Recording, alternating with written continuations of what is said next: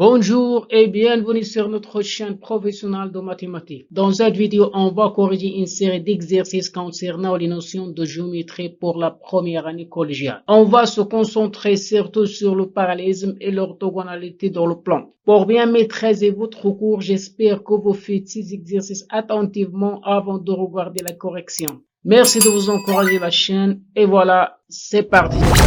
Le premier exercice, vrai ou faux? Justifie ta réponse. Par un point, passe une seule droite. La deuxième proposition, par deux points, passe une seule droite. Troisième proposition, par trois points, A, B, C, passe trois droites. Proposition 4, par un point à l'extérieur d'une droite, passe une seule droite parallèle à elle. La proposition 5, deux droites parallèles ayant un point commun sont confondues. La proposition 6, si la distance MA égale à la distance MB, alors M est le milieu du segment AB. Et voilà la correction d'exercice 1. La première proposition, par un point passe une seule droite. Cette proposition est fausse, car par un point passe une infinité de droites. Et voilà une figure qui explique ça. Par le point A passe une infinité de droites. La proposition 2, par deux points passe une seule droite. Cette proposition est aussi fausse, car on ne sait pas si les deux points sont distincts ou bien confondus. Si les deux points sont distincts, alors ils passent une seule droite. Si les deux points A et B sont confondus, alors ils passent une infinité de droites. La troisième proposition, par trois points A, B et C passe trois droites. Cette proposition est fausse, car on ne sait pas si les trois points sont alignés ou non alignés. Si les trois points sont non alignés, alors ils passent trois droites, la droite AB, la droite AC et la droite BC. Si les trois points sont alignés, alors ils passent une seule droite. La proposition 4, par un point à l'extérieur d'une droite, passe une seule droite parallèle à elle. Cette proposition est vraie. Par un point à l'extérieur d'une droite D, il passe une seule droite parallèle à elle.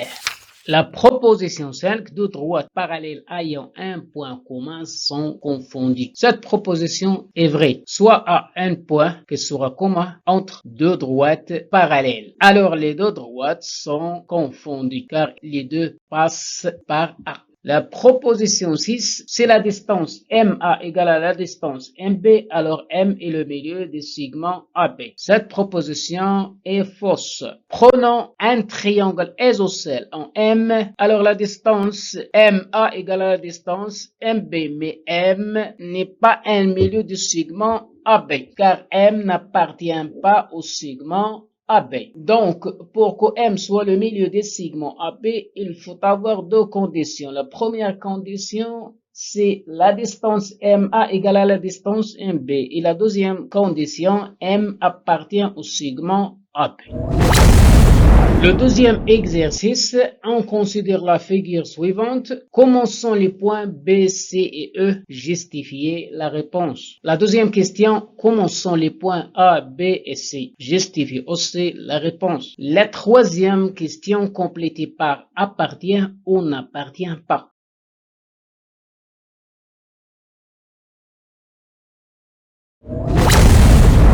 Et voilà la correction d'exercice 2. Les points B, C et E sont alignés car ils appartiennent tous à la même droite. Les points A, B et C forment un triangle ABC. Donc les points A, B et C ne sont pas alignés. La troisième question complétée par appartient ou n'appartient pas. Voilà la figure. Le point E n'appartient pas au segment BC car E est à l'extérieur du segment BC. Le point P appartient au segment EC car les points E, B, C sont alignés et P existe entre E et C. Le point C appartient à la demi-droite EB. La demi-droite EB commence de E et est limitée en B.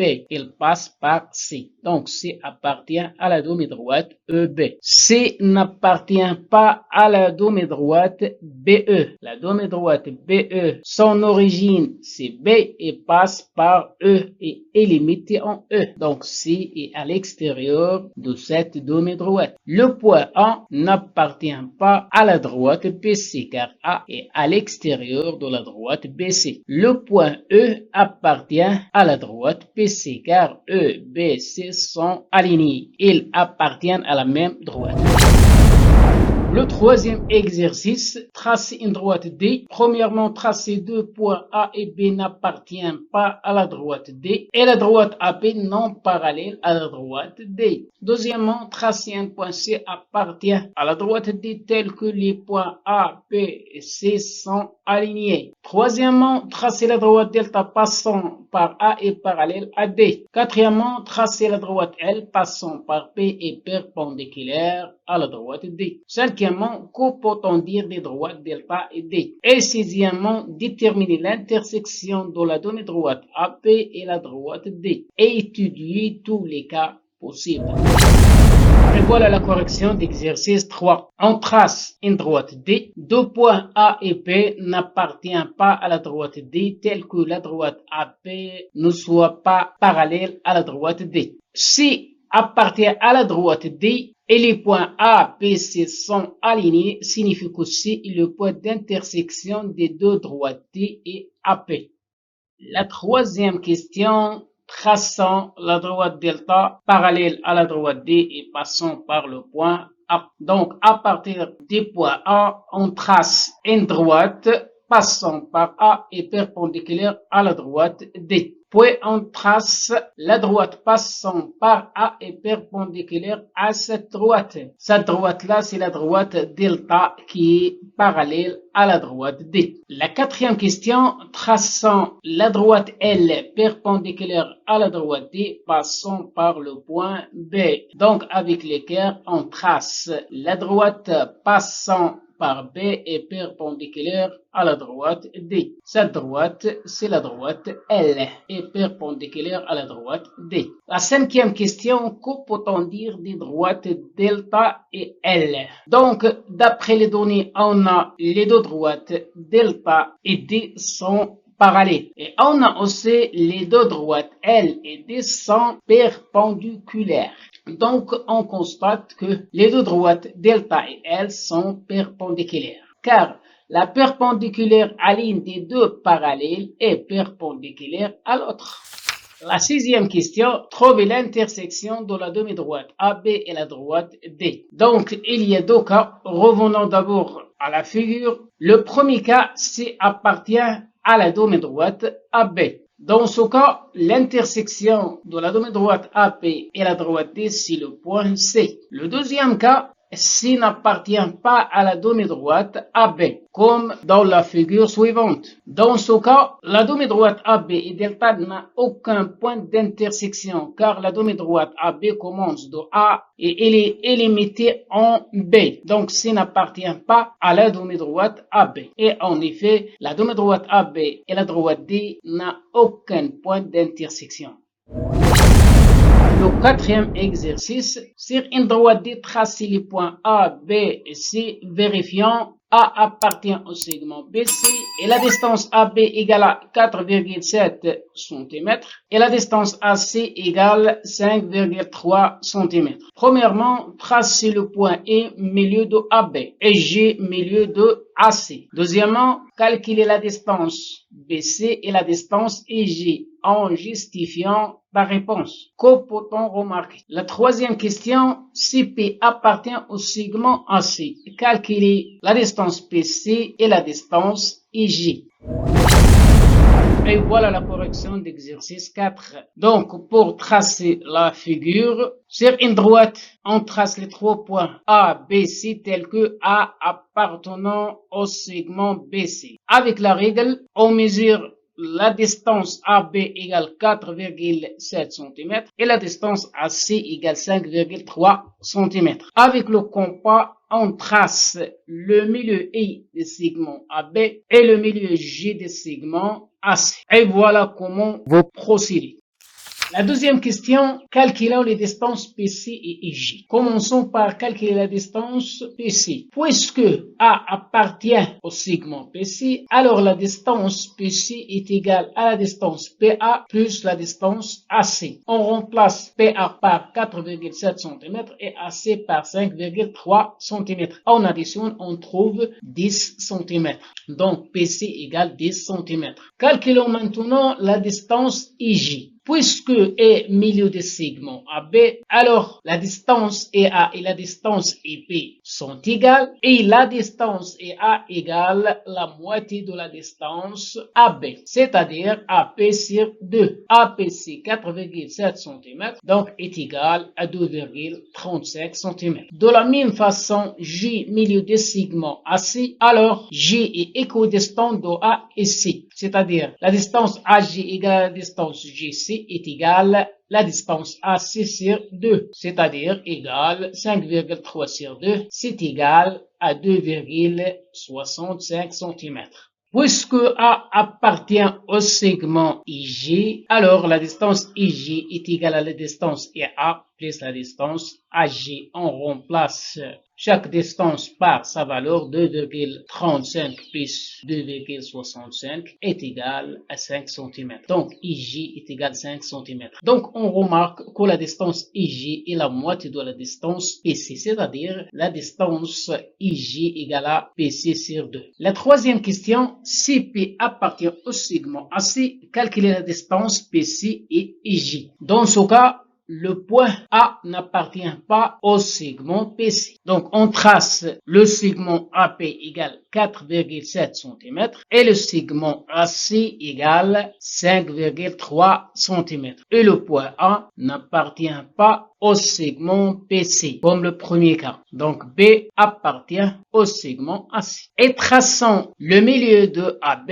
et J le milieu de AC. P appartient au segment AC, donc la distance PC est égale à la différence de la distance AC et la distance AB. C'est la distance AC moins la distance AB, c'est-à-dire 5,3 cm moins 4,7 cm est égal à 0,6 cm.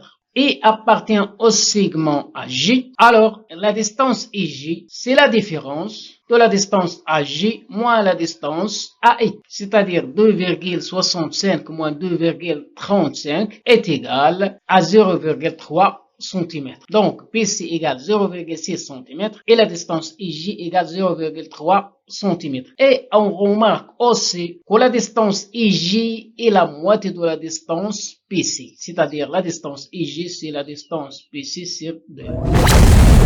Le cinquième exercice, AB et C sont 3 points non alignés. La perpendiculaire à la droite PC passant par le point A coupe le segment PC en H. Construire une figure. Deuxièmement, choisir la bonne réponse. La distance entre le point A et la droite PC est égale. Première réponse, c'est la distance AP. La deuxième réponse, c'est la distance AC. La troisième réponse, c'est la distance AH. Quelle est la bonne réponse? Troisièmement, comparer les distances AB et AH, puis la distance AC et la distance AH en justifiant ta réponse sans utiliser les instruments de la géométrie. Quatrièmement, la perpendiculaire à la droite PC en P coupe la droite AC en E. Commençons les droites AH et PE. Justifie la réponse.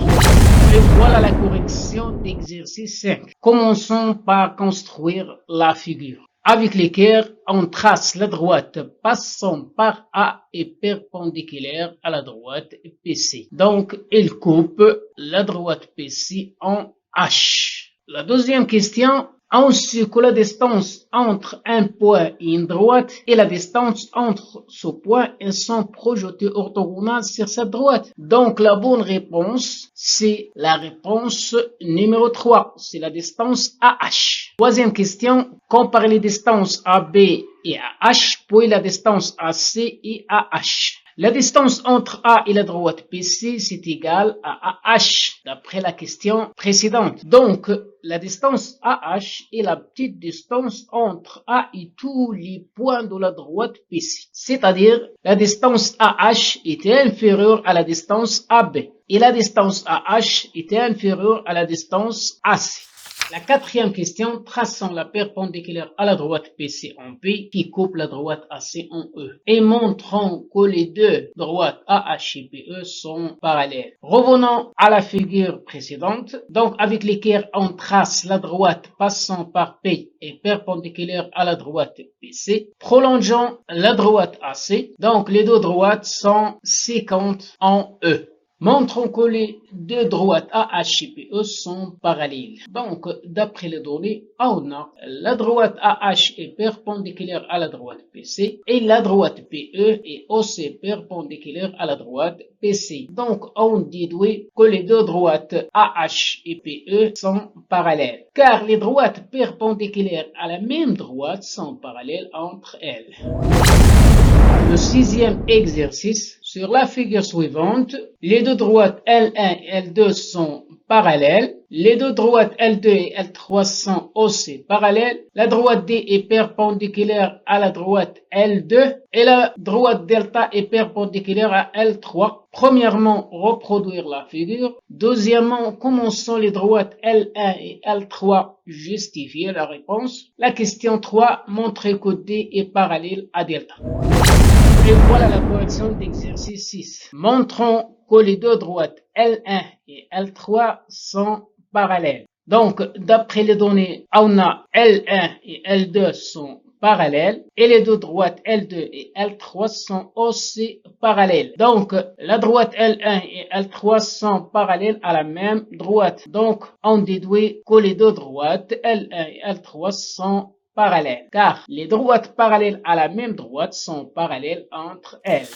Montrons que les deux droites D et delta sont parallèles. Donc, on va montrer que les deux droites sont parallèles en deux étapes. La première étape, on va montrer que delta est perpendiculaire à la droite L2. Donc, on a d'après les données L2 et L3 sont deux droites parallèles et on a les droites delta et L3 sont perpendiculaires. C'est-à-dire la droite delta est perpendiculaire à l'une des deux parallèles. Donc, elle est perpendiculaire à l'autre. C'est-à-dire delta est perpendiculaire à L2 car la perpendiculaire à l'une des deux parallèles est perpendiculaire à l'autre. La deuxième étape, on a delta est perpendiculaire à L2 et on a aussi la droite D est perpendiculaire à la droite L2. Donc, delta et D sont perpendiculaires à la même droite L2. On déduit que la droite D est parallèle à la droite delta car les droites perpendiculaires à la même droite sont parallèles entre elles.